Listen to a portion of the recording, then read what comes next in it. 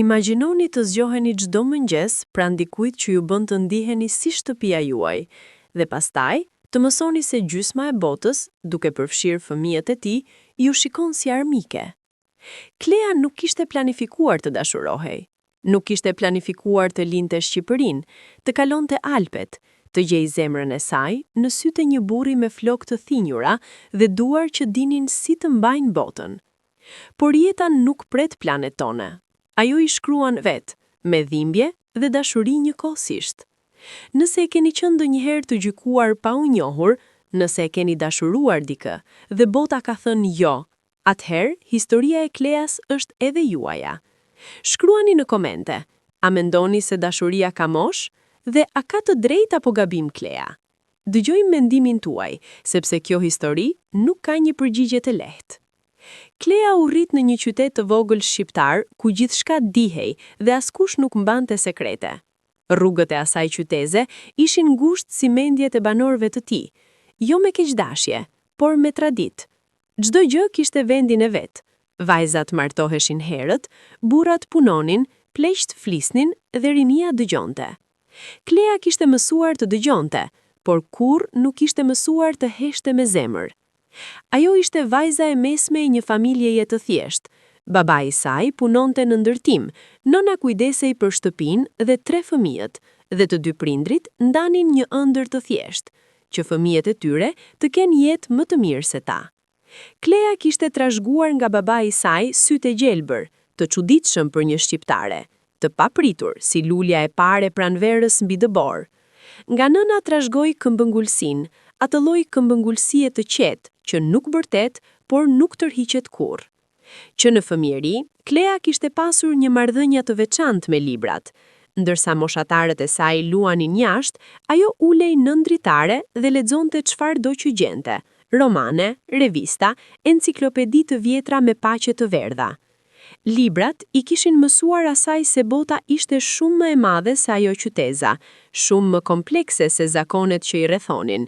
E kishin mësuar se dashuria mund të ketë forma të ndryshme, se njerëzit janë të ndërlikuar, se asnjë histori e vërtet nuk është as plotësisht e zezë, as plotësisht e bardhë.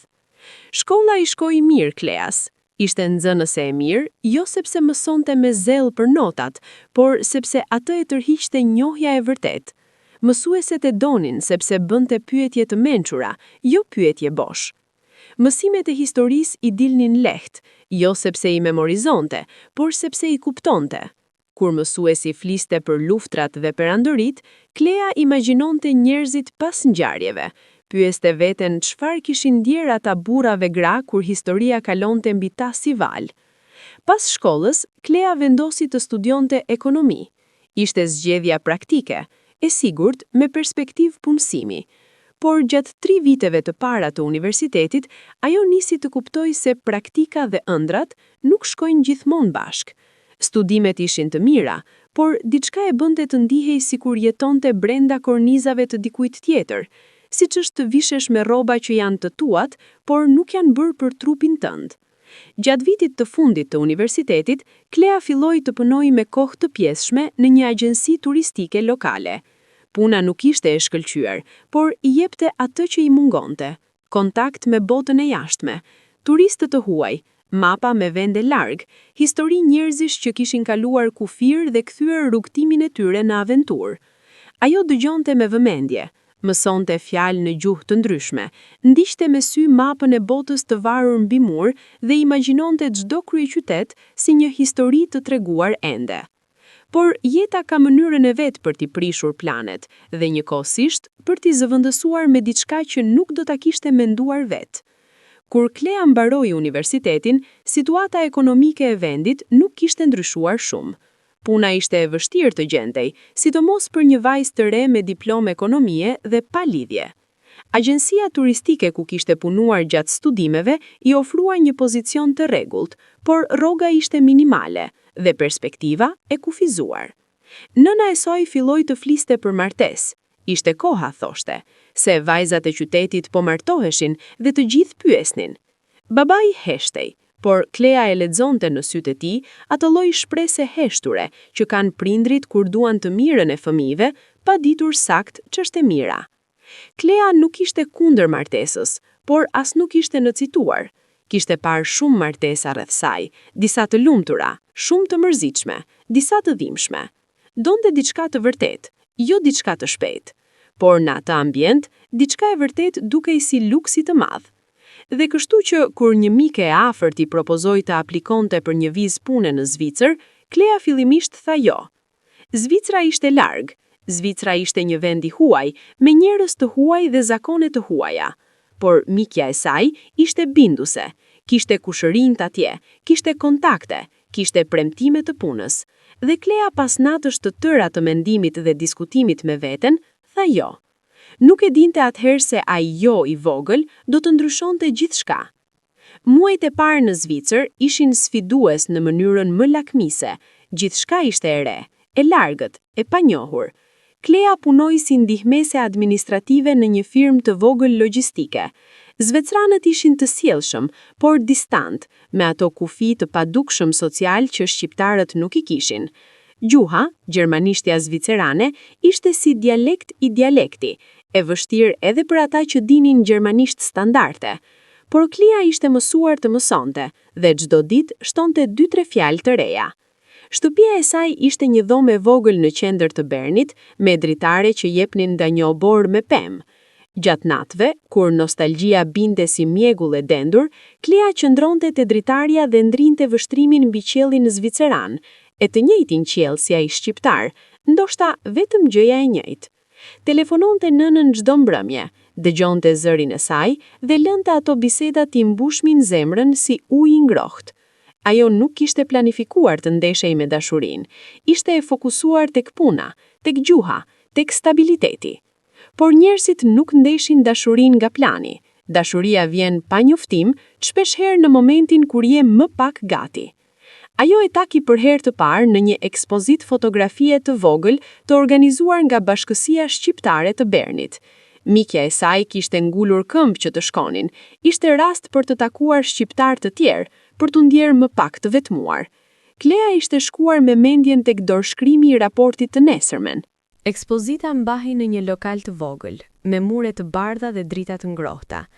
Fotografit ishin të bukura, imazhe nga Shqipëria e vjetër dhe e re, portrete njerëzish me sy të thellë. Klea lëvizte ngadalë nëpër sallë, ndalej te çdo fotografi, lexonte titujt. Kishte diçka qetësuese në ato imazhe, si të gjejesh shtëtin brenda një dhome të huaj.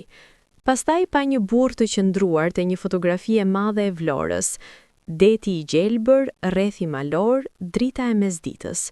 Burri ishte i gjatë, me flok gri thinjura të qethura shkurt, me shpinën drejt dhe çanta të lehta nën sy që tregonin mosha por jo lodhje.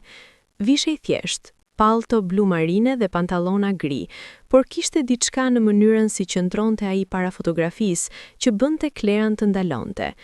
Ai shikonte fotografinë sikur shihte diçka tjetër, jo dheun, por kohën. Sikur ai deti i fotografisë ishte i deti i fëmijërisë së tij dhe ai po bënte llogarinë e viteve mes atëherë dhe tani. Klea nuk e di pse ju afrua. Ndoshta ishte kureshtja e saj e natyrshme, ndoshta ishte ajo shprehja e fytyrës së tij që dukej aq shumë si diçka e njohur, si lloji i trishtimit që e kishte ndjerë vet. Ju afrua dhe tha diçka e thjeshtë. Tha se fotografia ishte e bukur. Ai u kthye dhe e pa, dhe sytë e tij, kafe të errët me rrudha të imta në përcepa, buzëqeshën para gojës. Dhe kështu filloi gjithçka. Jo me fishek zjarr, jo me muzikë, me një bisedë të thjeshtë para një fotografie të detit shqiptar, mes dy njerëzve të shqyer mes dy botëve. Burri quhej Dritan dhe ishte 35 vjet më i madh se Klea. Dritan Merkuri kishte lindur në Shqipërinë komuniste, në një familje intelektualësh të persekutuar nga regjimi. Babai i tij kishte qenë profesor i letërsisë, njeri me dije dhe dinjitet, dhe pikërisht kjo dije e kishte bërë të rrezikshëm për sistemin. Kur Dritani ishte fëmijë i vogël, babain e kishin dërguar për reedukim, dhe familja kishte mbetur vetëm me nënën, me frikën dhe me shumë heshtje. Ai kishte mësuar herët se bota mund të jetë e padrejtë dhe se kjo padrejtësi nuk zgjidhej me ankesa, por me durim dhe punë. Kishte larguar Shqipërinë menjëherë pas rënies së komunizmit, kur valët e para të emigrantëve shqiptar nxituan drejt Italisë dhe Greqisë dhe Gjermanisë, por Dritani kishte shkuar më larg, në Zvicër, me ndihmën e një kushëriri të largët dhe me xhepat thuajse bosh. Kishte punuar si punëtor ndërtimi fillimisht, pastaj kishte mësuar gjermanishtën me zell të madh, pastaj kishte marrë kurse të kontabilitetit dhe financave. Ishte vetë arsimuar në fushën e biznesit, me atë lloj vendosmërie të heshtur që kanë njerëzit që e dinë se nuk kanë rrjet sigurie. Tashmë kishte kompani të vogël të importit dhe eksportit, jo imperja, por biznes solid, i ndërtuar me durim gjatë dekadave. Kishte shtëpi me 2 kate në periferi të Bernit, me kopsht dhe pamje mbi kodrat. Kishte 2 makina dhe fatura të paguara, dhe gjumë të qetë, gjëra që dikur i dukeshin si luksi pa arritshëm. Por kishte pasur edhe martesë, të gjatë dhe të vështirë dhe të mbaruar. E kishte martuar Alma Lindën, një shqiptare nga Kosova pas pak vitesh nga ardhja në Zvicër, kishin bërë 3 fëmijë. 2 djemë dhe një vajzë, dhe kishin ndërtuar jetë së bashku mes vështirësive të emigracionit dhe barrës financiare, por martesa kishte qenë si shumë martesa të atij brezi, e bazuar mbi domosdoshmëri dhe konvent, më shumë se dashuri e vërtet. Kur fëmijët u rritën dhe u bën të pavarur, boshllëku mes Dritanit dhe Almalindës u bë i dukshëm. Kishin jetuar krah për krah, por jo bashk, 2 njerëz të ndryshëm me rrugë të ndryshme që kishin vendosur t'i ndanin çatin, por jo zemrat. Divorci kishte ardhur vonë, kur fëmijët ishin rritur, pas shumë vitesh diskutimesh dhe tentativash dhe zhgënjimesh. Tani Dritani jetonte vetëm, jo me të vetmuarin dramatike, por me atë lloj vetmie të qetë që bie mbi njerëzit kur kanë dhënë shumë dhe kanë marrë pak. Kishte miqtë e tij, kishte punën, kishte librat. Gjithmonë kishte qenë lexues si babai i tij, por kishte diçka që mungonte, diçka për të cilën as vetë nuk e kishte fjalën e saktë. Kur takoi Klean në atë ekspozit fotografike, nuk kishte asnjë plan, nuk kërkonte dashuri, ose ndoshta kishte ndalur së besuari se mund ta gjente. Kishte biseduar me të si do të bisedonte me çdo njeri interesant, me kureshtje natyrshme, me respekt, pa presion. Ajo e befasoi.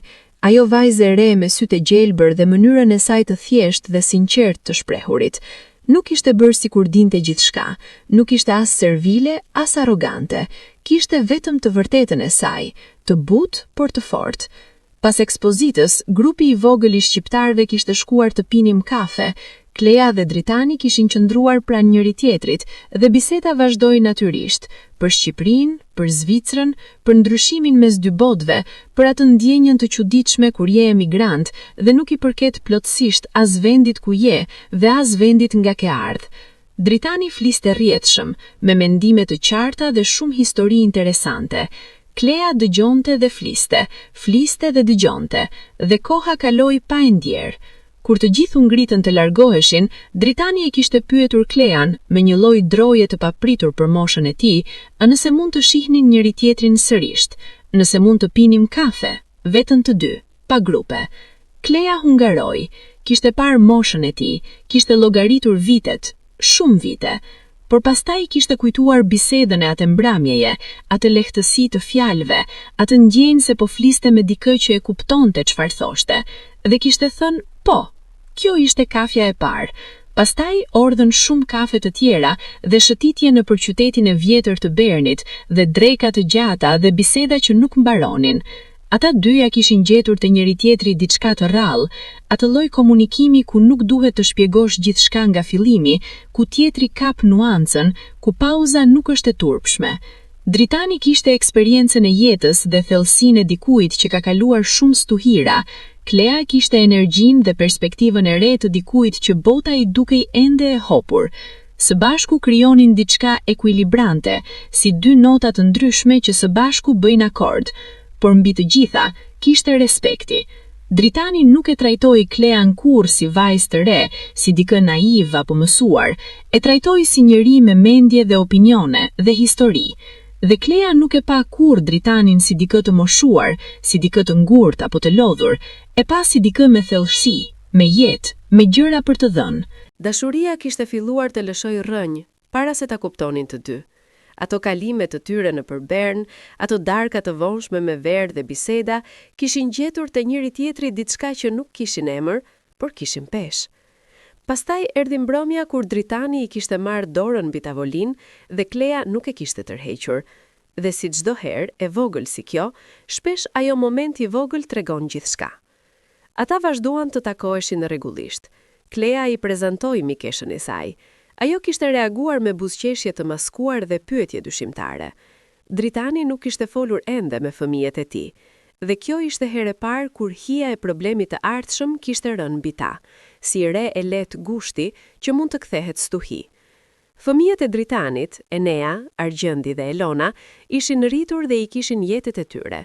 Enea ishte i madhi, me shumë vite mbi 30-at, inxhinier i ndërtimit si babai dikur. Argjendi ishte i mesmi, financier i suksesshëm.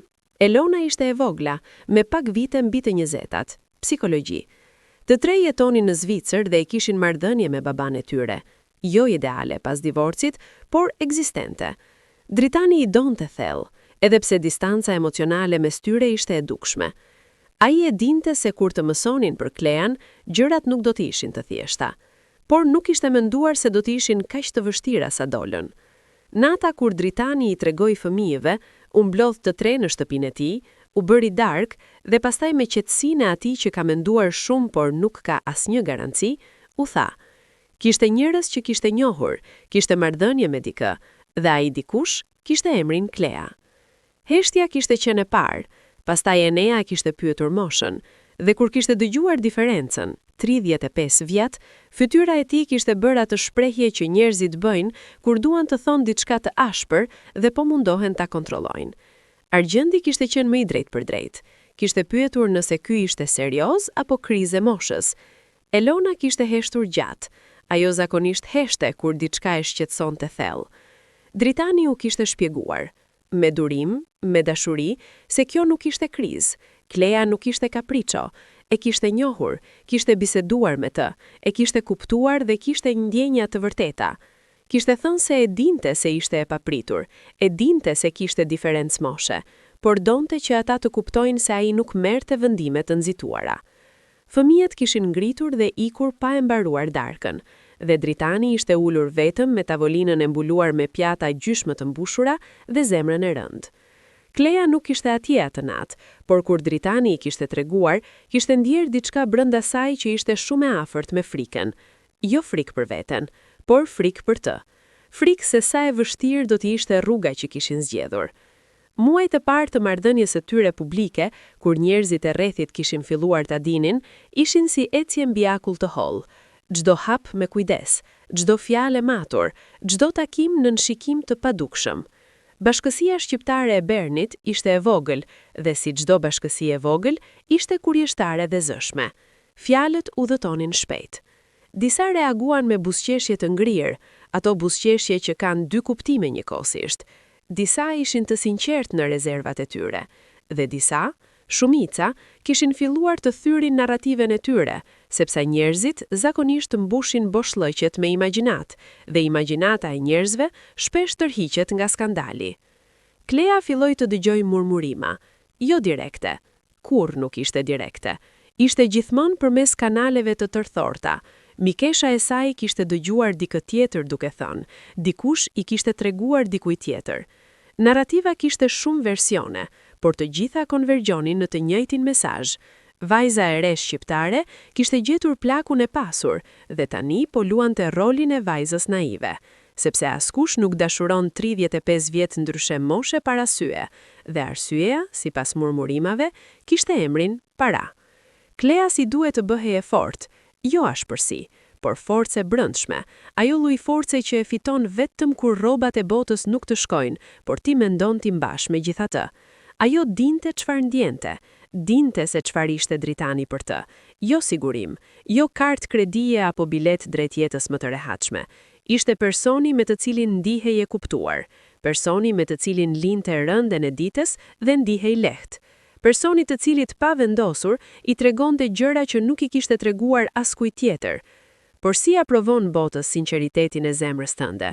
Nuk mund, dhe kjo ishte dhimbja e parë vërtete atij vargu të ngjarjeve. Dritani ishte i mbrojtur ndaj gjykimit të jashtëm. Ai ka qelluar jetën e tërë duke u gjykuar dhe kishte mësuar të ndante zhurmën nga realja. Por shqetësohej për Klean, shihte kur kthehej nga shëtitjet e vogla me shprehje pak të ngrirë, kur heshte gjatë pasdite nëse kishte dëgjuar diçka. E pyette dhe ajo minimizonte, thoshte se ishte mirë, se nuk e merrte seriozisht. Por Dritani i njohte fytyrën e dikujt që tregon gjysmën e vërtetës. Ai e kishte marrë dorën një mbrëmje dhe i kishte thënë se ata mund të ndalonin, se nëse kjo gjë i sillte dhimbje, nëse çmimi ishte shumë i lartë, kishte kuptim. Klea e shikoi në sy dhe ndjente diçka si i zemëri të qetë, jo ndaj tij, por ndaj pyetjes. Nuk donte të ndalonte, nuk kishte ardhur deri atje, me zemrën, me vendosjen, me zgjimin e brendshëm, që të tërhiqej sapo gjëjat u bën të vështira. Por vështirësia e vërtet ishte nga brenda, nga Enea, Argjendi dhe Elona. Enea ishte ai që e shprehte haptazi. Ai kishte ardhur të takonte baban e tij disa vit pas bisedës fillestare dhe kishte qenë atje edhe Klea. Takimi kishte qenë i ftohtë deri në mpirje. Enea kishte qenë zyrtar, formal, i distancuar, kishte bërë bisedë të vogël me baban dhe e kishte injoruar Klean pothuajse plotësisht, duke i kthyer shpinën her pas here, duke ju drejtuar vetëm Dritanit, sikur Klea nuk ekzistonte. Klea si duhet të qëndronte me qetësi, kishte folur kur ishte drejtuar, kishte buzëqeshur kur e kërkonte situata, por brenda kishte ndjer atë lloj ngrehje të ngrohtë që vjen kur dikush të trajton si jo njeri. Argjendi nuk e kishte takuar ende personalisht Klean, por kishte telefonuar baban. Biseda kishte qenë e ashpër, kishin debatuar, Dritani i kishte treguar Kleas fragmente pas, Argjendi kishte hedhur thikën drejt, ishte e qartë sipas tij se kjo vajzë, kaq e re, nuk ka asnjë arsye tjetër të jetë me baban e tyre përveç pasurisë. Kush lidhet me dikë 35 vjet më të madh? Çfarë lidhje ka dy njerëz kur ndërmjet tyre ka gjenerat të tërë? Kishte thënë se babai i tyre po bëhej budalla dhe se dikush duhet ja tregonte të vërtetën. Elona kishte qenë ndryshme, kishte thirrur Klean direkt, kishte marrë numrin nga babai dhe kishte telefonuar, me zë të qetë dhe fjalë të matura. Kishte thënë se donte ta kuptonte situatën. Kishte pyetur pyetje, jo të egra, por të mprehta. Si e kishin njohur, çfarë kishin të përbashkët, çfarë synonin. Klea kishte ju përgjigjur me sinqeritet. Elona kishte dëgjuar. Pas bisedës, kishte thënë diçka që kishte mbetur me Klean si gjemb, se e kuptonte se Klea ndoshta kishte ndjenja të vërteta, por se ajo gjithashtu e kuptonte vëllezërit e saj dhe nuk mund t'i qëndronte kundër, se ishte pozicioni vështirë për të gjithë. Klea e kishte kuptuar, por kuptimi intelektual nuk i zbuste dhimbjen emocionale. Gjendja nisi të përkeqësohet kur Dritani bëri lëvizjen e madhe të madhe, i propozoi Kleas të vinin bashk. Jo martesë, jo ende, por të shihnin nëse jeta e përditshme punonte. Klea kishte pranuar pas shumë mendimi. Kishin marrë banesë të re, jo shtëpinë e Dritanit që kishte shumë histori të mëparshme aty, por apartament të ri në një lagje të qetë të Bernit, me dritare të mëdha dhe dysheme druri dhe kopsht të vogël poshtë. Ishte vendimi i tyre, vendi i tyre, fillimi i tyre.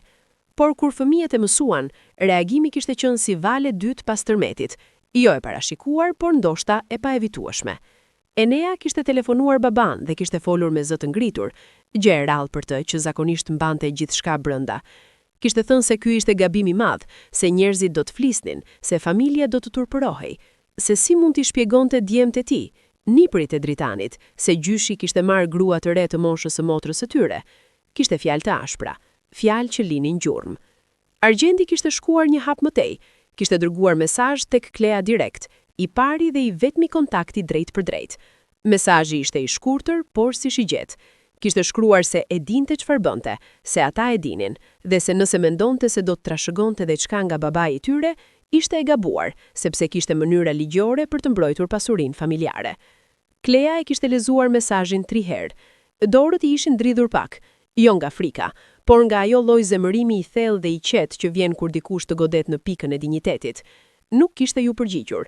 Kishte vendosur telefonin mbi tryezë dhe kishte dalë jashtë. Kishte shëtitur në përlagje gjysmore, kishte thithur ajrin e ftohtë zviceran derisa të qetësohej. Kur kishte ardhur Dritani në darkë, e kishte gjetur heshtuse. E kishte pyetur dhe kësaj radhe nuk kishte minimizuar, ja kishte treguar mesazhin. Dritani e kishte lexuar dhe fytyra e tij kishte bërë një shprehje që Klea nuk e kishte parë kurrë deri atëherë, si kombinimi i dhimbjes dhe turpit të zemërimit të ulët, të gjitha njëherësh.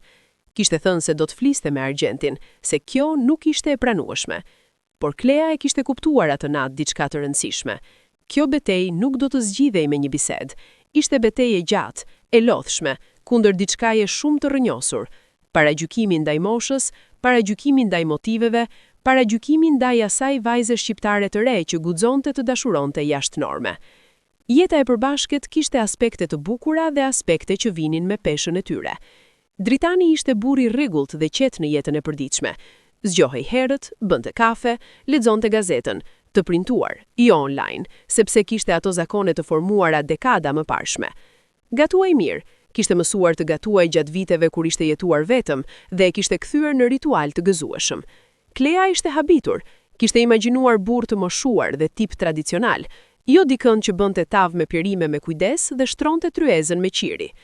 Ajo që kishte gjetur te Dritani ishte prania, jo vetëm fizike, por ajo lloj pranie e plot kur dikush është me ty në tërë vëmendjen, kur nuk shikon në telefon kur po flet, kur kujton detajet e vogla të asaj çfarë i tregon, kur pyet si ishte dita jote dhe e dëgjon përgjigjen vërtet.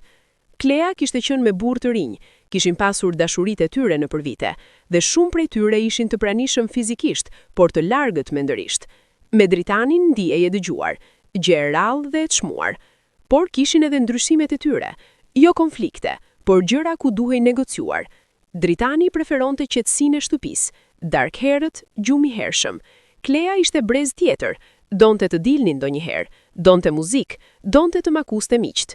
Dritani bënte përpjekje, dilte, qëndronte vonë ndonjëherë, por ishte e qartë se nuk ishte elementi i tij natyral. Dhe Klea mësoi të gjente ekuilibrin. Disa neta jashtë me miqt, disa net brenda me Dritanin. Asnjëri nuk sakrifikohet plotësisht. Por brenda kësaj bote të vogël dhe ngrohtë të tyre, bota e jashtme vazhdonte të trokaste. Nana e Kleas e mori vesh për Dritanin. Klea ja kishte treguar vet, nuk donte ta mësonte nga dikush tjetër. Reagimi i nënës ishte i gjatë dhe i ndërlikuar. Fillimisht heshtje, pastaj pyetje praktike. Sa vjeç është, ku jeton, çfarë bën? Pastaj kur Klea kishte treguar moshën, kishte ardhur reagimi emocional, se çfarë lidhje është kjo, se si mund të ishte serioz, se çfarë do thoshin njerëzit, se Klea po bënte gabim të madh. Kishte thirrur baban dhe kishin biseduar të tre. Bisede vështirë, e gjatë, ku Klea duhej të shpjegonte dhe ata duhej të kuptonin, dhe asnjëri nuk ishte plotësisht i kënaqur. Por prindrit e Kleas, edhe me rezerva, ishin një farlloj njerëzish praktik, kishin fëmijët e tyre të rritur dhe e dinin se nuk mund t'i kontrollojnë vendimet. Nëna kishte vazhduar të shpreh shqetësimet, çdo herë që telefononte kishte frazat e saj, pyetjet e saj, sugjestionet e indirekte. Por kishte vendosur të mos prishte marrëdhënien me vajzën e saj për shkak të diçkaje që nuk mund të ndryshonte. Gjëja që goditte Klean më shumë ishte as nëna, as njerëzit e bashkësisë, ishte Elona. Elona kishte ardhur të vizitonte baban, kishte ardhur vetëm, pa vëllezrit. Ishte hera e parë që Klea dhe Elona ishin takuar personalisht. Takimi ishte i tensionuar, jo dramatik, por me atë tensionin e padukshëm, si hark i shtrënguar. Elona ishte vajzë inteligjente dhe e matur, me sy analizuese dhe mënyrë të bisedës që vinte me profesionin e saj si psikologe. Kishte biseduar me Klean me fjalë të buta, por kishte bërë pyetje të mprehta. Si do ta imagjinonte jetën pas 5 vjetësh? Si do ta imagjinonte rolin e saj kur babai të bëhej plake të kishte nevojë? Si e ndjehet kur njerëzit flasin? Klea i kishte ju përgjigjur sinqerisht, edhe pyetjeve të vështira. Kishte thënë se nuk ishte imagjinuar gjithçka, se jeta nuk jepte garanci, se po ndërtonte diçka me dikë që e kishte zgjedhur, se çfarë ndjente nuk ishte llogari e bërë, por ndjenjë e vërtet. Elona kishte dëgjuar. Pastaj kishte thënë diçka që kishte ngritur mure brenda Kleas. Kishte thënë se e kuptonte se ndoshta Klea kishte ndjenja, por nuk mund të mos e shqetësonte fakti se babai i tyre kishte pasuri, jo shumë, por të mjaftueshme, dhe se ky ishte faktor i cili nuk mund ta injoronin. Kishte thënë se nuk e akuzonte Klean, por se si familje kishin detyrimin ta shikonin situatën me sy të hapur. Klea kishte ndjerë diçka si plasaritje e brendshme. Kjo ishte akuza e fshehur pas fjalëve të buta. Nuk të akuzoj, por Ishte pikërisht lloji i fjalëve që hynin thellë, jo sepse ishin të egra, por sepse ishin të matura, sepse vinin nga dikush inteligjent, jo nga dikush i zemëruar, sepse kishin formë jo akuze, por shqetësimi, dhe ishte shumë e vështirë t'i kundërshtoje shqetësimin pa dukur defensiv. Pas largimit të Elonës, dritani e kishte gjetur Klean ulur te dritarja me çaj të ftohtë dhe shikim të humbitur. Kishte ulur pranë saj dhe kishin heshtur bashk për pak kohë. Ajo lloj heshtje e mirë që kanë dy njerëz kur nuk duhet ta shpjegojnë gjendjen shpirtërore njëri tjetrit. Pastaj Klea kishte folur, me zot të qetë, por me fjalë që mbanin rënd. Kishte thënë se ishte e lodhur, jo nga jeta e tyre, por nga lufta e vazhdueshme kundër paragjykimit, nga fakti se çfarë do bënte, çfarë do thoshte, kishte njerëz gati ta interpretonin me keqdashje, se ndjehet si gjyqtare e akuzuar pa provë, ku barrën e provës e kishte ajo vetë. Dritani e kishte marrë dorën dhe e kishte mbajtur fort. Kishte thënë diçka thjesht për të mbushur, se e besonte, se e kishte besuar nga dita e parë dhe vazhdonte ta besonte, se mendimi i fëmijëve të tij ishte i rëndësishëm, por nuk mund të ishte vendimtar për jetën e tij. Se kishte jetuar shumë vite duke bërë çfarë duhej të bënte, dhe tani donte të bënte çfarë ndjehet e drejtë. Ato fjalë kishin qenë si flakë vogël në errësirë, jo e mjaftueshme ta shndronte natën në ditë, por e mjaftueshme ta mbante Klean e ecte përpara. Kthesa erdhi nga një drejtim i papritur, dhe si gjithmonë, e papritura ka mënyrën e vet të rreshit, pikërisht kur ke hapur çadër kundër drejtimit tjetër. Dritani kishte shëndet të mirë për moshën e tij, bënte ecje të rregullta, kujdesej për ushqimin, kontrollohej çdo vit. Por një herë gjatë kontrollit rutin, kishte dalë diçka në analizat e gjakut. Mjeku kërkoi ekzaminime shtesë, pastaj ekzaminime të tjera, pastaj fjalë që ndryshojnë atmosferën e dhomës kur i dëgjon. Kishte problem me zemrën, jo katastrofë, por problem serioz që kërkonte operacion. Operacion i planifikuar, jo urgjent, por delikat. Kirurgu kishte qenë i qartë, me trajtim dhe kujdes, perspektiva ishte e mirë, por kishte rreziqe si çdo ndërhyrje kirurgjikale, dhe rikuperimi do të ishte i gjatë. Dritani ja kishte treguar mbrëmjen e ditës kur e kishte mësuar. Kishte qenë i qetë, shumë i qetë, atë lloj qetësie burrnore të dikujt që ka mësuar të mos e tregojë frikën e parë, sepse ajo tregon dobësi. Por Klea e njihte tashmë, e kishte lexuar ato sinjale të imta, ato çaste kur sytë e tij dilnin pak nga fokusi, kur gishtat i ndalonin mbi filxhan pa arsye. Ajo kishte qëndruar e qetë gjatë tregimit. Kishte bërë pyetje, pyetje praktike, inteligjente, pyetje mjeku, jo pyetje panike. Kishte marrë informacionin, dhe vetëm kur Dritani kishte shkuar të flinte, ajo doli në balkon dhe ishte vetëm me natën dhe me frikën e saj. Atë frikë reale, të pa pedagogjizuar, të tipit çfarë nëse? Çfarë nëse operacioni shkon keq? Çfarë nëse e humbi pikërisht kur kishte kaq shumë ende për të ndërtuar bashk? Por kjo frikë i kishte treguar diçka. Sa thellë kishte shkuar dashuria, sepse nuk i kishte ardhur mendimi për pasojat praktike, jo shtëpia, jo parat, jo asnjë gjë materiale. I kishte ardhur mendimi për zërin e tij, për mënyrën e tij të rënjes kur dëgjonte diçka interesante, për duart e tij, për mëngjesin me kafe dhe gazet, për atë ndjenjë shtëpie. Dhe e kishte kuptuar, vetëm, natën, me kaq qartësi sa ishte gati e dhimbshme. Nuk i interesonte pasuria e tij, i interesonte ai. Kur fëmijët e mësuan për operacionin, situata u ndërkomplikua në mënyra të reja. Të tre kishin ardhur, Enea, Argjendi, Elona, dhe kishte qenë hera e parë që Klea i kishte parë të tre bashk. Atmosfera kishte qenë e ngarkuar, si dhomë me shumë njerëz dhe pak ajër. Enea dhe Argjendi kishin dëshiruar të diskutonin çështjet praktike me babain e tyre, mjekët, spitalet, mundësinë e rikuperimit. Gjatë këtyre diskutimeve, Klea mundohet të qëndronte në sfond, jo nga dobësia, por nga respekti. Ata ishin fëmijët e tij, kishin nevojën e tyre. Por Enea, her pas here, e kishte përfshirë Klean në mënyrën e vet, jo direkt, por përmes vërejtjeve indirekte drejtuar babit. Kush do të kujdesej, si do të organizohej, çfarë plani kishte?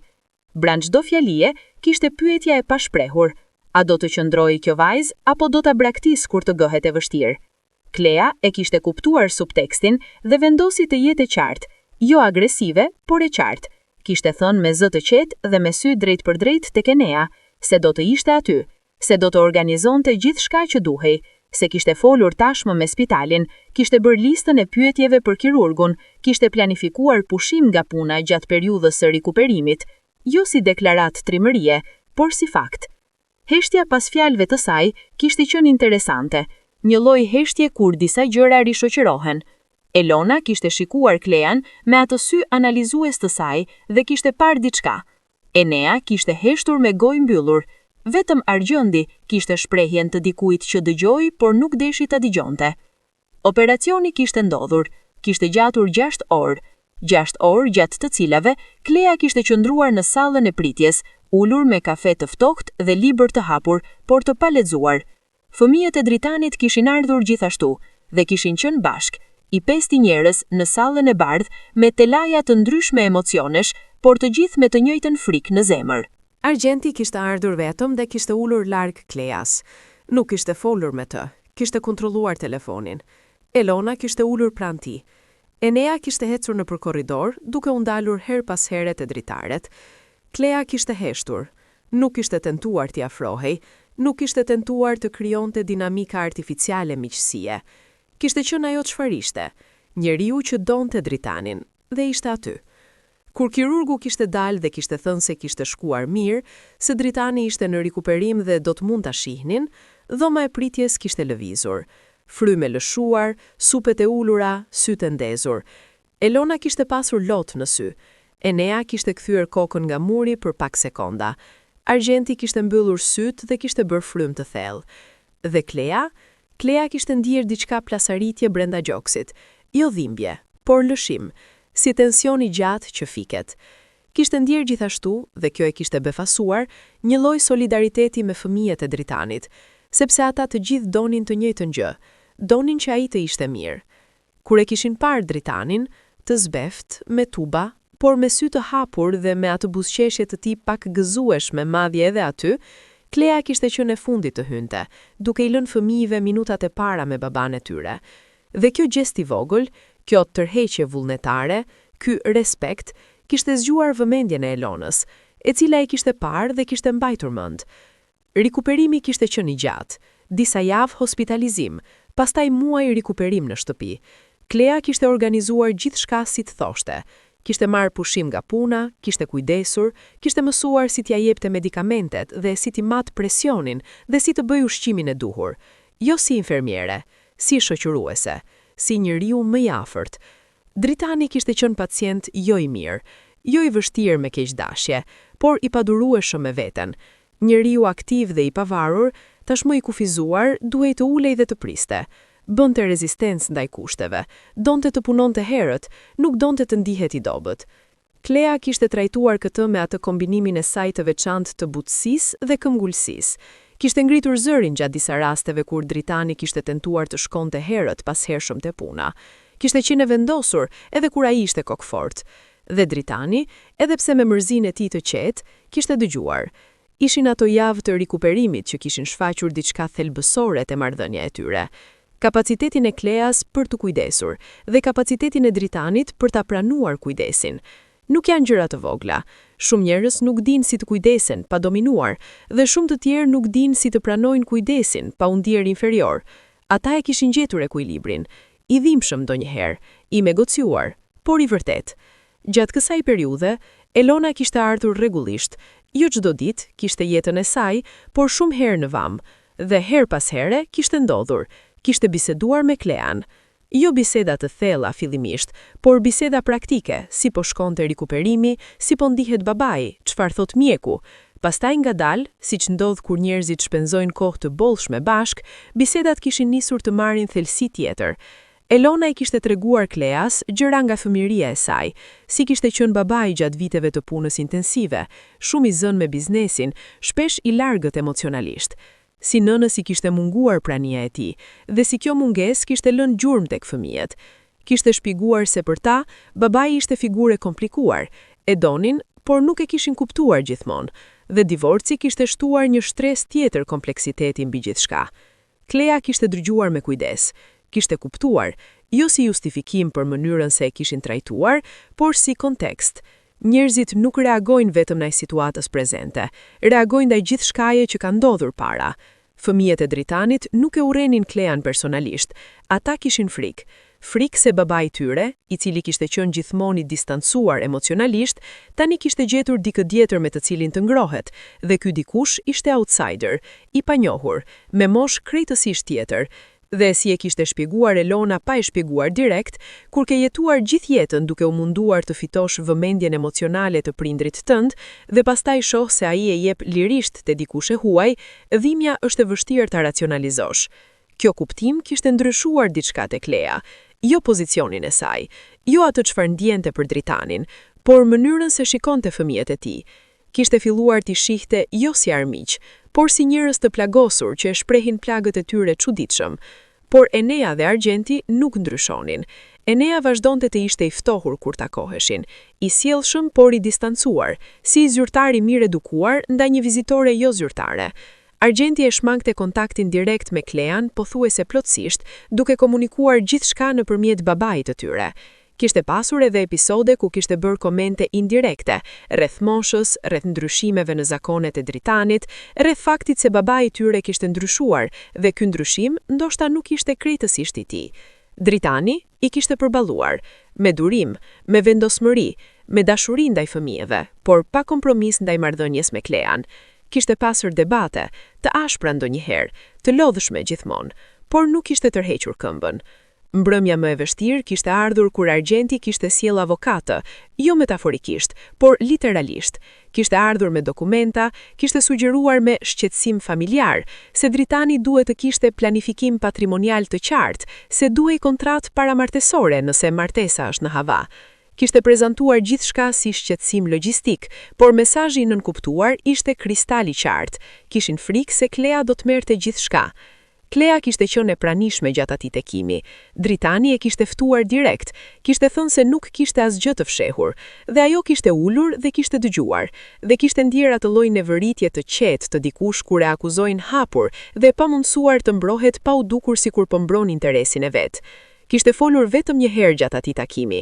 Kishte thënë me zë të sigurt dhe të drejtë se nuk kishte asnjë kundërshtim ndaj planifikimit patrimonial, se çfarëdo strukture ligjore donte Dritani ishte e drejta e tij, dhe se ajo nuk kishte ardhur me listë të pretendimeve, por me zemër.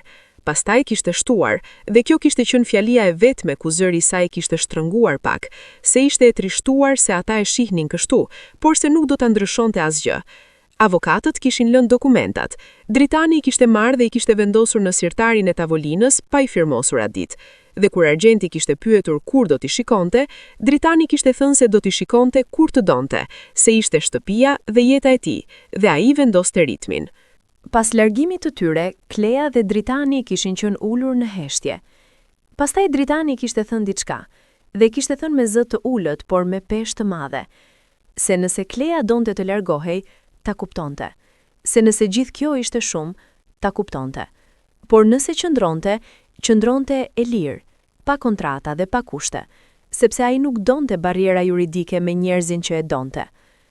Klea e kishte shikuar atë burr të moshuar, të rikuparuar nga operacioni, me flokët e thinjura dhe sytë e lodhur, por të ndershëm, dhe kishte ndjer diçka si vendosmëri absolute, si rokullim me guri të fundit ndaj vendit të duhur.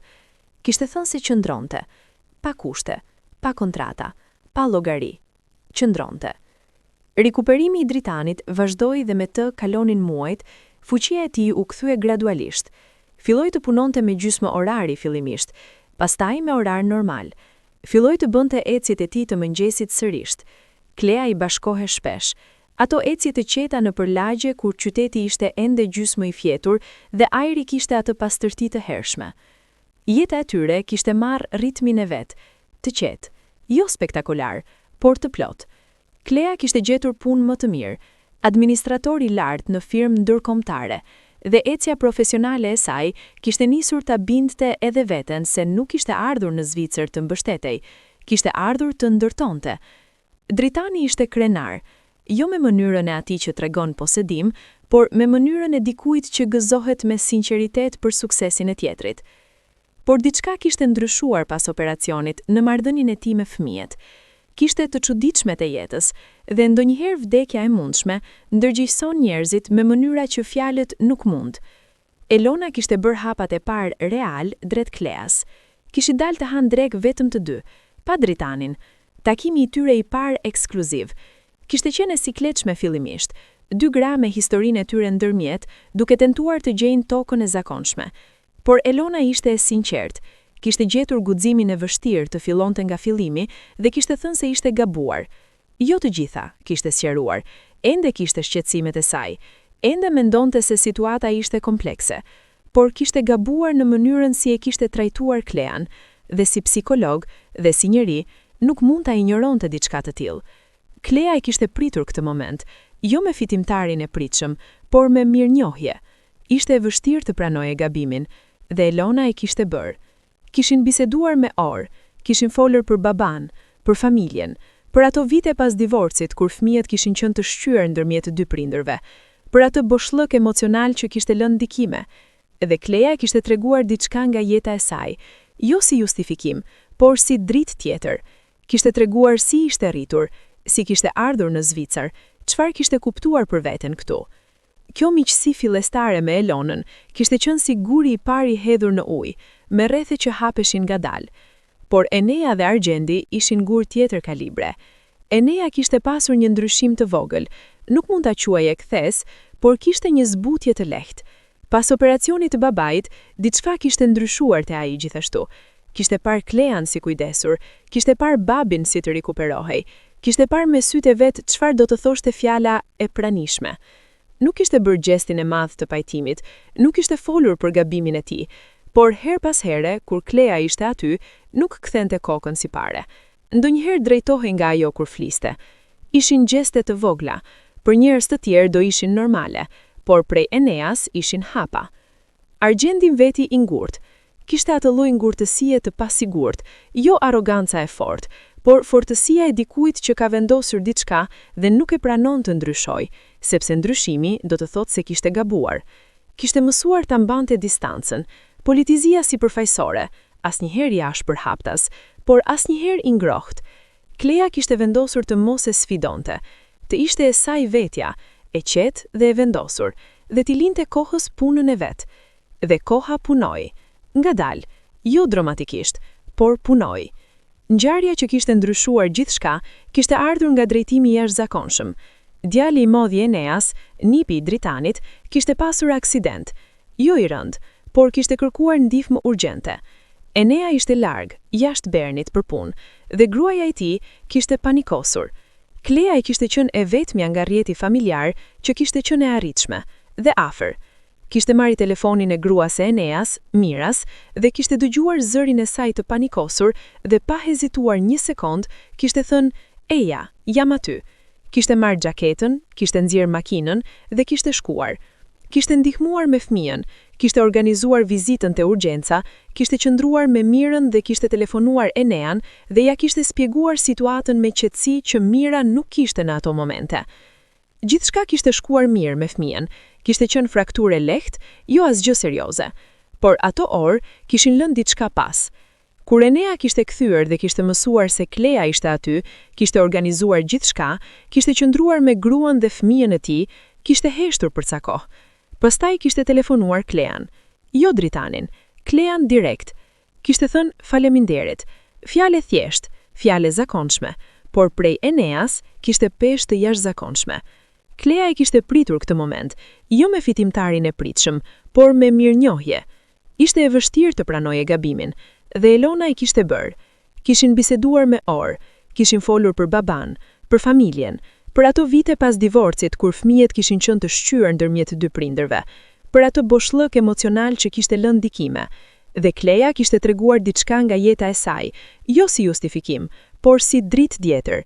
Kishte treguar si ishte rritur, si kishte ardhur në Zvicër, çfarë kishte kuptuar për veten këtu. Lajmi kishte shkuar shpejt te fëmijët. Elona kishte telefonuar të uroj, me sinqeritet, me ngrohtësi të vërtet. Kishte thënë se ishte e lumtur për baban dhe se shpresonte që të dyja të ndërtojnë marrëdhënie të mirë. Klea kishte ndjerë mall të çuditshëm kur e dëgjoi. si ndjeni kur dikush të jep diçka që kishe dëshiruar pa guxuar ta kërkosh? Enea kishte thirrur baban, jo Klean, por babain, dhe kishte thënë se nuk do ta bllokonte, se e priste mirë. Nuk kishte entuziazëm, por kishte pranimin, dhe nga Enea, pranimi ishte shumë. Argjendi kishte heshtur 3 ditë, pastaj kishte dërguar mesazh tek babai, të ftohtë, të shkurtër. Kishte thënë se kishte dëgjuar, se shpresonte se Dritani e kishte menduar mirë dhe kaq, asnjë urim, asnjë ngrohtësi, por asnjë armiqësi aktive, dhe kjo, me standardet e Argjendit, ishte diçka.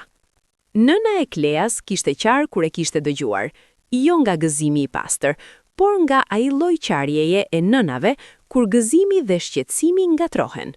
Kishte thënë se shpresonte që Klea të ishte e lumtur. Kishte thënë gjithashtu se shpresonte që ai burr ta kujdesej, se ishte vetmja gjë e rëndësishme.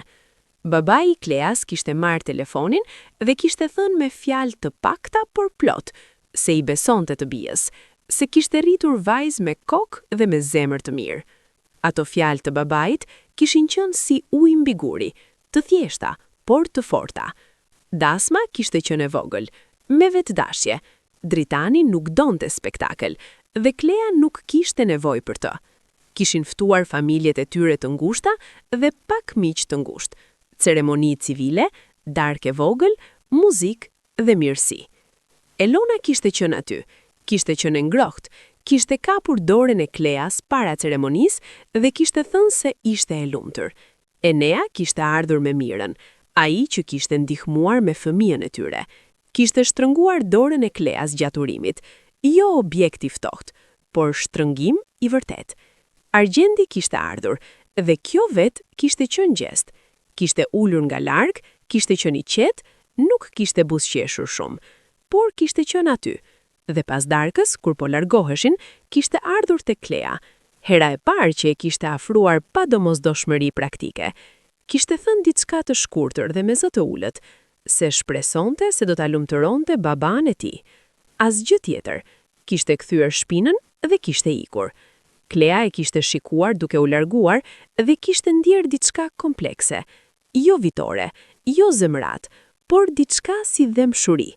Kishte kuptuar se Argjendi nuk ishte njeri i keq, ishte njeri i friksuar që e shprehte frikën e tij si ngurt fi. Dhe ndoshta, me kohë, kjo ngurtësi do të zbutej, ndoshta jo, por kjo nuk ishte detyrima e saj ta ndryshonte. Detyrima e saj ishte të ishte ajo vetja, e sinqert, e qartë, e pranishme. Gjithçka tjetër ishte në duart e kohës.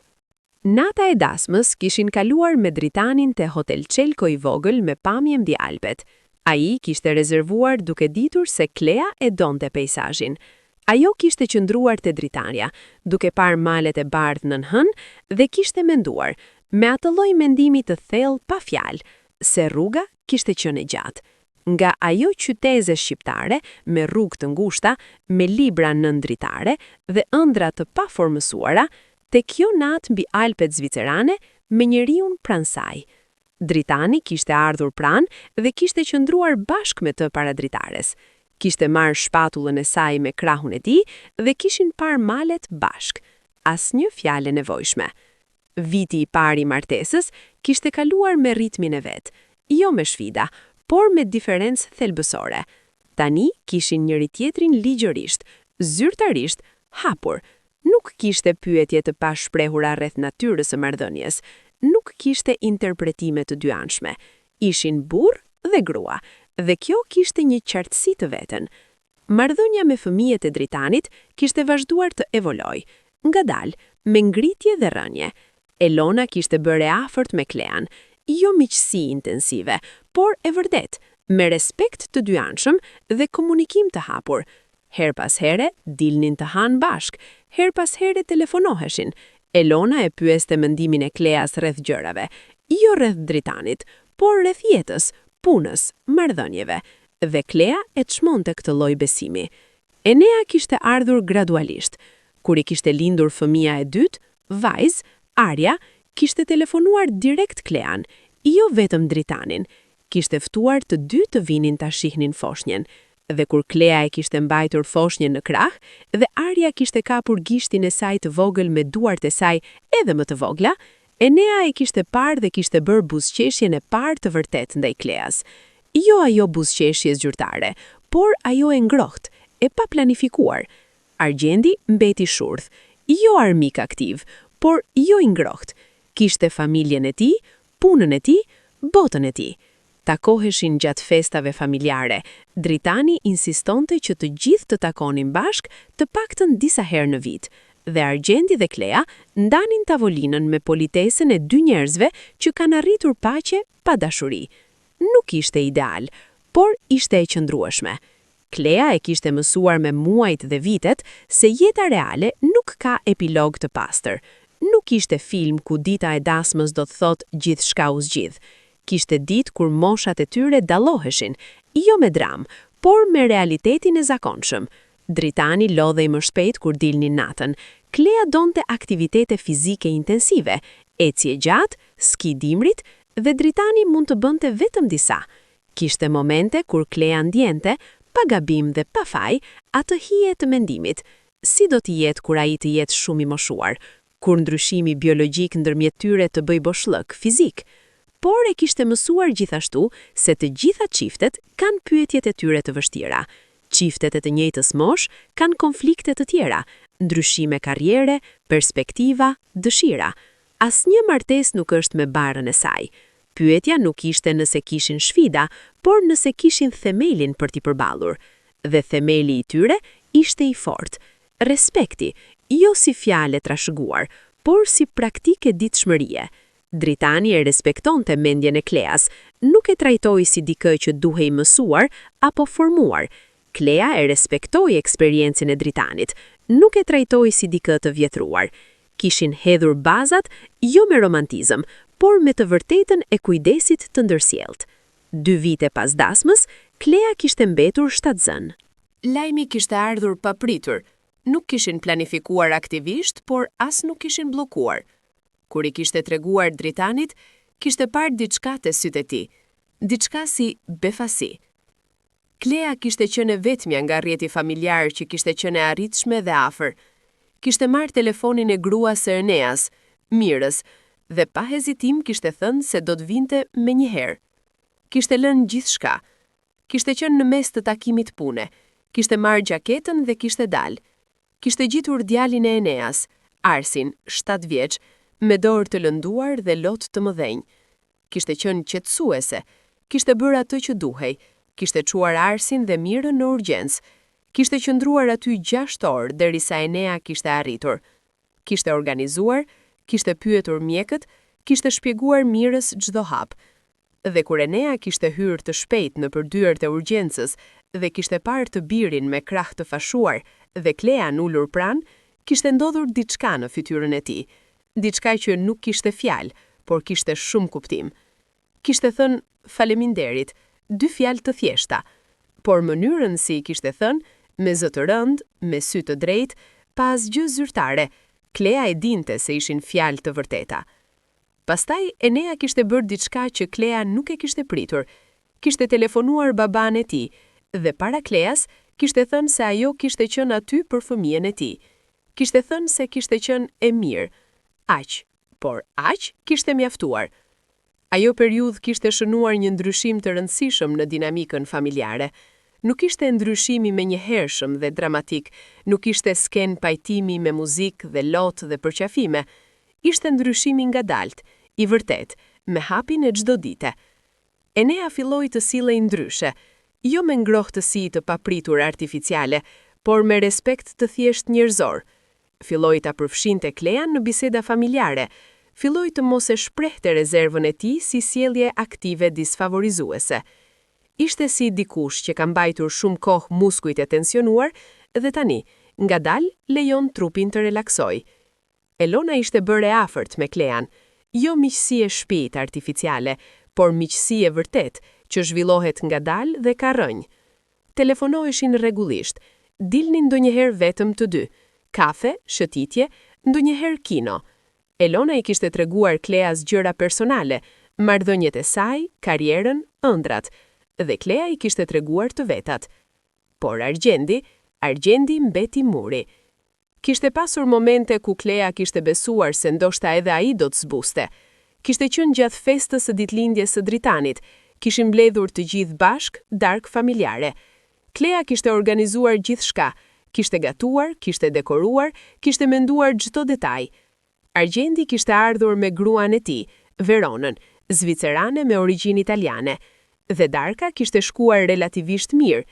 Argjendi kishte qenë i tërhequr, por jo aktivisht armiqësor. Por pastaj, kur kishin pasur momentin e rastit vetëm të dy, Klea kishte shkuar në kuzhinë dhe Argjendi kishte ardhur për ujë, ai kishte thënë diçka, me zë të ulët, pa dram, thjesht si fakt. Se ndoshta dashuria e tyre është e vërtet, nuk e dinte, por se ai gjithmonë do të vëzhgonte. Se babari i tij kishte kaluar shumë dhe ai nuk do të lejonte të lëndohej sërish. Klea e kishte shikuar dhe kishte kuptuar se ky nuk ishte armiku, ky ishte djali i madh i mbrojtur, ai që kishte marrë barrën mbi shtëpinë kur familja kishte pasur vështirësi dhe nuk kishte lejuar ende askënd të hynte brenda murit. Kishte thënë atij, thjesht, pa retorik, se e kuptonte dhe se nuk do ta zhgënjente. Nuk premtoi se do të bënte të ndryshonte mendim. Kishte premtuar vetëm se do të ishte e vërtet. Argjendi nuk kishte thënë asgjë tjetër. Kishte marrë ujin dhe kishte dalë nga kuzhina. Por diçka kishte ndryshuar edhe atje, jo shumë, por ndoshta mjaftueshëm. Propozimi kishte ardhur në mënyrë të thjeshtë, ashtu si gjithçka me Dritanin, pa teatr. Ishte mbrëmje vere, kishin dalë për shëtitjet e liçeni. Prej muajsh kishin bërë këtë ritual, shëtitja e mbrëmjes te uji kur era vinte e butë. Dritani kishte ndaluar te stola e tyre e zakonshme dhe kishte heshtur pak duke shikuar ujin. Pastaj kishte thënë, me atë zë të tij të ulët dhe sigurt, nëse Klea do të martonte. Nuk kishte unig aty, nuk kishte surprizë elabore, kishte vetëm ai burr me flokë të thinjura dhe zë të sinqert dhe pyetje e thjeshtë. Klea ndjer diçka si vale ngrohtë duke filluar nga gjoksi dhe duke u shpërndar deri te majat e gishtave. Kishte dëgjuar pyetjen dhe kishte kuptuar peshën e saj, jo vetëm peshën e dashurisë dhe vendosmërisë, por peshën e gjithë shkaje që kishin kaluar bashk, paragjykimet, fëmijët, operacionin, muajt e vështirë, ato momente kur kishte qenë të tunduar të hiqte dorë dhe nuk e kishte bërë. Kishte thënë, po, me zë të qartë, pa ngurim, pa mendim të dytë.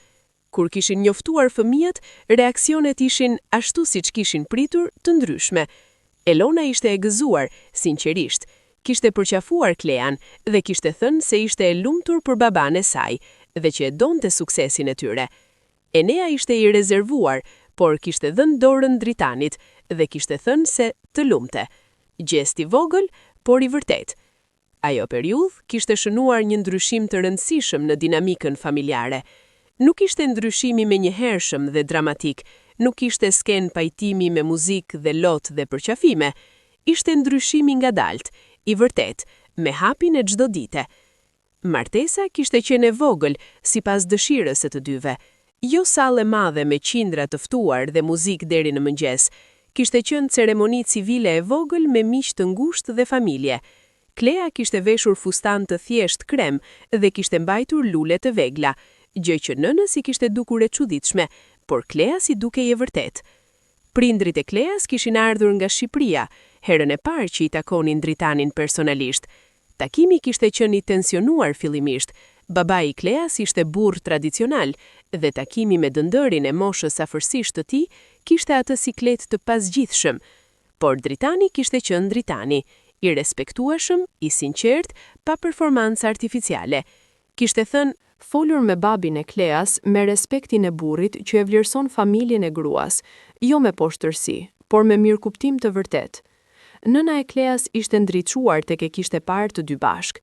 Kishte parë si Dritani e shikonte vajzën e saj dhe kishte kuptuar diçka që fjalët nuk mund ta shpjegonin. Kishte parë se si njeriu i shikon dikë kur e do vërtet, me ato lloj syri ku nuk ka kalkulim, vetëm pranim. Fëmijët e Dritanit kishin qenë të pranishëm. Elona kishte qenë e ngrohtë, kishte ndihmuar me organizimin, kishte qenë pranë Kleas gjatë ceremonisë. Enea kishte ardhur me familjen e tij, kishte qëndruar korrekt dhe i sjellshëm, kishte fotografuar momentet. Argenti kishte ardhur me Veronën, kishte qëndruar kryesisht me gruan e tij, por kishte shtrënguar dorën Dritanit dhe kishte ngritur gotën gjatë darkës. Klea kishte vërejtur Argentin kur kishte ngritur gotën, kishin shkëmbyer shikim për sekond dhe kishte parë diçka aty që nuk e kishte parë kurrë, jo ngrohtësi, por mungesë e armiqësisë aktive. Ndoshta kjo ishte gjithçka mund të shpresohej për momentin, dhe ajo kishte vendosur se ishte e mjaftueshme.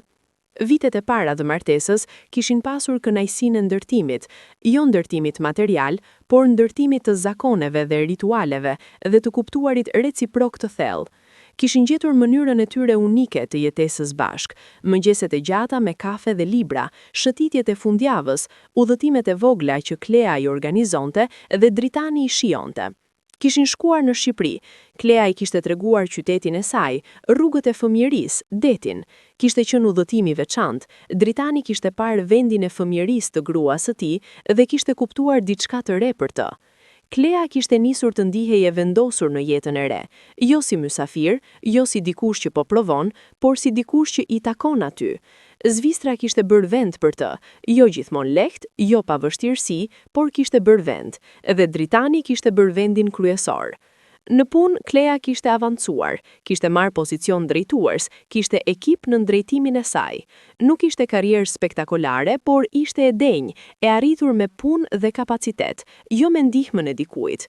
Kjo gjë i kishte rëndësi të dihej se çfarë kishte ishte e saja. Marrëdhënia me fëmijët e Dritanit kishte evoluar ngadalë, shumë ngadalë, por kishte evoluar. Elona ishte bërë miqe e saj e vërtet, jo vetëm e kushërizës ose hyjnores, por njeriu me të cilin kishte marrëdhënie të vërtet reciproke. Enea kishte gjetur terrenin e tij të rehatshëm, respekt funksional që kishte ngrohtësi të mjaftueshme. Kishte momente gjatë festave familjare ku Klea e kishte parë Enean duke buzëqeshur genuinisht ndaj diçkaje që kishte thënë, dhe ato momente ishin si dimri kur hap lulezimin e parë të sakurës. Argenti kishte mbetur njeriu i vet, distancë mbajtur, por agresiviteti braktisur. Kishin gjetur mënyrën e koekzistencës, bisede sjellshme, pyetje të shkëmbyera, ndonjëherë gëzimi rastësish nëse biseda çonte aty. Nuk ishin miq, por nuk ishin armiq, edhe për Klean kjo kishte mjaftueshëm, jo sepse kishte ulur standardet, por sepse kishte kuptuar se marrëdhëniet familjare nuk janë të gjithë të njëjtit lloj dhe nuk duhet të jenë. Por nuk ishte gjithçka rritje lineare dhe qetësi, kishin pasur edhe momentet e tyre të vështira, ato momente kur diferenca e moshës bëhej e dukshme jo si problem abstrakt, por si realitet konkret. Kishte pasur natë kur Klea kishte bërë mendime të natës, ato mendime të errta që vinë kur qyteti hesht dhe trupi nuk fle. Kishte menduar, çfarë nëse Dritani plakej shpejt, çfarë nëse sëmurej sërish, çfarë do të thoshte të kujdesej për të kur të ishte me moshë të thyer. A ishte gati? A kishte menduar vërtet deri aty? Kishte dal nga shtrati pa bërë zhurmë dhe kishte shkuar te kuzhina dhe kishte bërë çaj dhe kishte ulur me vetë mendimet. Kishte qenë ndershme me veten, kishte lënë pyetje të vinë pa i censuruar. Po, e kishte menduar, ishte reale, Dritani ishte 35 vjet më i vjetër, statistikisht, probabilistikisht, ajo do ta humbaste herët, do të kaloj vite si e vjue, ndoshta gjysmën e jetës. Dhe pastaj kishte pyetur veten tjetër, por çfarë alternative kishte? Të ishte me dikë tjetër, me burr të moshës së saj, duke rritur fëmijë dhe duke bërë jetë normale, dhe të ndihej bosh brenda, apo të ishte aty, me Dritanin, me jetën e plot që ndihet e plot edhe kur ka frikën e vet. Nuk ishte asnjë zgjidhje e lehtë për kohën, por kishte zgjidhje të vërtet për momentën, ajo donte të ishte aty. E kishte zgjidhur me syt hapur edhe vazhdonte ta zgjidhte çdo ditë. Kur Dritani zgjua dhe e kishte gjetur vend bosh pranë tij, kishte ardhur te kuzhina dhe e kishte gjetur atë me çaj të ftohtë dhe mendime të ngrohta. Kishte ulur përballë pa pyetur menjëherë, kishte pritur, dhe pastaj Klea i kishte treguar të gjitha ato mendime, me ndershmëri të plotë. Dritani kishte dëgjuar, kishte heshtur pastaj një kohë të gjatë, dhe kishte thënë diçka që Klea e mbante si thesar. Kishte thënë se edhe ai kishte ato mendime, jo për veten, por për të. Kishte thënë se shpesh pyeste veten nëse ishte e drejtë ndaj Kleas të gjendej kush ishte ai, me moshën e tij dhe historinë e tij, nëse po i merrte diçka, mosha, mundësia e fëmijëve, e jetës pa barr. Klea kishte marrë dorën e tij, ato duar të mëdha, pak të rrudhura tani, dhe kishte thënë se nuk kishte marrë asgjë, kishte dhënë dhe marrë, kishte shkëmbyer, dhe kjo nuk ishte humbje, ishte zgjedhje. Kishin qëndruar aty te kuzhina deri kur qielli kishte filluar të zbardhohej, dy njerëz me mendjet e hapura dhe zemrat e hapura, duke zgjedhur njëri tjetrin edhe atëherë kur ishte e vështirë, sidomos atëherë. Vitet kalonin dhe jeta vazhdonte me ritmin e vet. Klea kishte ndërtuar jetën e saj në Zvicër, jo jetën e varur te Dritani, por jetën paralele dhe të ndërtuar me njëra tjetrën. Kishte miqtë e saj, kishte karrierën e saj, kishte hobi të reja që kishte zbuluar, fotografia, ecjet malore, kurse të italishtes sepse i kishte tërhequr gjithmonë ajo gjuhë.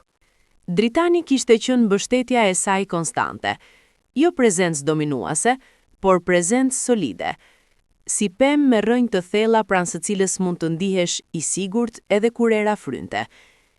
Bashkësia shqiptare kishte ndryshuar qëndrimin gjatë viteve, jo të gjithë, jo plotësisht, por pjesa kryesore kishte pranuar realitetin. Kishin parë se Klea nuk ishte ajo gjuetare pasurie e imagjinuar, kishte punuar, kishte jetuar me dinjitet, kishte kujdesur për burrin e saj me vërtetësi. Murmurimat kishin zvogëluar. Disa nga ata që kishin qenë më kritik, kishin gjetur guximin të thonë se kishin gabuar në gjykim, gjë e rrallë dhe e çmuar. Por kishte edhe ata që nuk ndryshuan, dhe Klea kishte mësuar ta linte atë gjë pa peshë, jo me indiferencë artificiale, por me atë pjekuri e arritur kur e kupton se nuk mund të kontrollosh çfarë mendojnë tjerët, vetëm çfarë bën vet. Marrëdhënia me Argjentin kishte pasur ndyshimin e papritur të tij. Kishte ardhur natyrshëm, shumë kohë pas gjithçkaje. Argjenti dhe Verona kishin pasur vështirësi në martesën e tyre, probleme serioze që i kishin çuar drejt divorcit. Gjatë asaj periudhe, Argjenti kishte qenë i thyer, ai burri i fortë dhe i kontrolluar, kishte treguar cepat e brisht të tij. Dhe Klea, jo nga detyrim, jo nga strategji, kishte qenë aty, jo duke u futur, por duke qenë e disponueshme, duke sjellë ushqim kur dinte se ai nuk gatuej, duke dëgjuar kur ai kishte dashur të fliste. Argjenti me ditë kishte thënë diçka, me vështirësi, si dikush i panjohur me zbutjen, se kishte qenë i padrejt. Kishte thënë se kishte gjykuar gabimisht dhe se kjo i kishte shqetësuar gjatë. Klea nuk kishte qenë triumfaliste, nuk kishte thënë e dija, kishte thënë vetëm se e kuptonte dhe se ishte harruar. Dhe kjo kishte qenë çasti i fundit kur muri kishte rënë. Tashmë, pas shumë vitesh, Klea ulej ndonjëherë te dritarja e banesës së tyre, të njëjtit apartament me dysheme druri dhe kopsht poshtë, ku kishin shtuar gjëra të reja por kishin mbajtur karakterin origjinal, dhe reflektonte mbi rrugën e kaluar. Kishte qenë e gjatë dhe e vështirë dhe e bukur, ajo rrugë. Kishte qenë e mbushur me momente kur kishte dashur të ndalte, kur paragjykimi kishte qenë i rëndë si peshë mbi supet, kur fëmijët e Dritanit e kishin shikuar si armike, kur kishte ndjerë vetminë e dikujt që lufton pa aleanca, kishte pasur net kur kishte pyetur veten nëse ja vlente. Por kishte mësuar diçka gjatë viteve, diçka që nuk mund të mësohet nga librat, vetëm nga jeta, se dashuria e vërtet nuk kërkon aprovimin të gjithëve, kërkon vetëm sinqeritetin tuaj dhe vendosmërinë për të mbrojtur diçka të mirë kur e ke gjetur.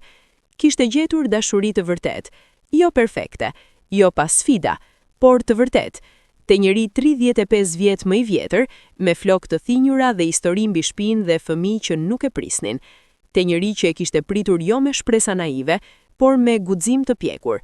Dritani hyri në dhomë dhe pa gruan e tij te dritarja me shikim të largët, uli pranë saj, pa thënë asgjë, dhe shikuan bashk kopshtin e poshtëm ku pemët ishin bërë të mëdha gjatë viteve, ato pemë të vogla që ishin fidan kur ishin ardhur.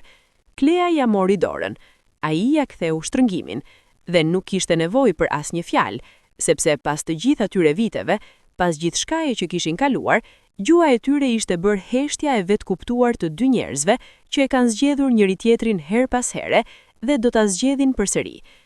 Nëse do ta pyesnit Klean sot, atë vajzë shqiptare me sytë gjelbër që kishte ardhur nga qyteza e vogël me ëndra të mëdha dhe kishte gjetur dashurinë ku nuk e kishte pritur, nëse do ta pyesnit se çfarë do t'i tregonte vetes së re, ajo do të thoshte kështu: do t'i thoshte se bota ka shumë opinione dhe shpesh i bën të duken si të vërteta absolute, por opinioni i botës nuk jeton jetën tënde.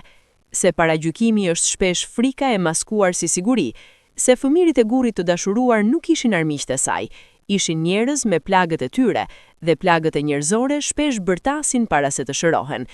Do t'i thoshte se diferenca e moshës nuk është pengesë, mund të jetë edhe dhurat, se njëri 35 vjet më i vjetër mund të jetë kompania e mirë e mëngjesit dhe konfidenti e natës, dhe pika e referimit kur bota bëhet e hutuar, se plaku nuk do të thot i lodhur dhe i riu nuk do të thot i pjekur. Do t'i thoshte se do t'a kishte rrugën e vështirë sërisht, çdo hap të saj, çdo debat, çdo natë të gjatë, çdo moment vendimarrës, se nuk ka çmim të shumë të lartë për jetën e vërtet. Por mbi të gjitha, do t'i thoshte mos u frikson nga dashuria e çuditshme. Dashuritë më të vërteta shpesh duken çuditshme nga jashtë, sepse nuk kanë formën e zakonshme. Janë unike, janë specifike, janë bërë pikërisht për ata njerëz dhe asnjë tjetër. Dhe pikërisht, kjo është bukuria e tyre. Historia e Kleas nuk kishte mbaruar atë ditë te dritarja. Vazhdonte, me ditë normale dhe ditë të jashtëzakonshme, me familje që e zgjodhi pak nga pak si kafshë pranvere nga dimri i gjatë, me jeta të ndërtuar me durim, dashuri dhe guxim. Sepse guximi nuk është mungesë e frikës.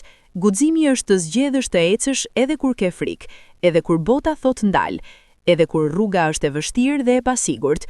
Klea kishte guxuar, dhe kjo e kishte bërë të lirë. Kjo ishte historia e Kleas, vajzës shqiptare që u dashurua me burrin 35 vjet më të vjetër në Zvicër, që quhet gjuetare pasurie, që kaloi në përgjykim dhe refuzim dhe dyshim dhe zgjodhi çdo ditë të mos dorëzohej. Shkruani në komente, a do ta kishit bërë të njëjtën gjë si Klea? A besoni se dashuria ka moshë dhe mendoni se fëmijët e Dritanit kishin të drejtë apo jo? Historia juaj mund të jetë ndryshme, por emocionet janë universale. Nëse ju pëlqeu kjo histori, shëndajeni me miq dhe abonohuni për histori të tjera, si kjo çdo vevë.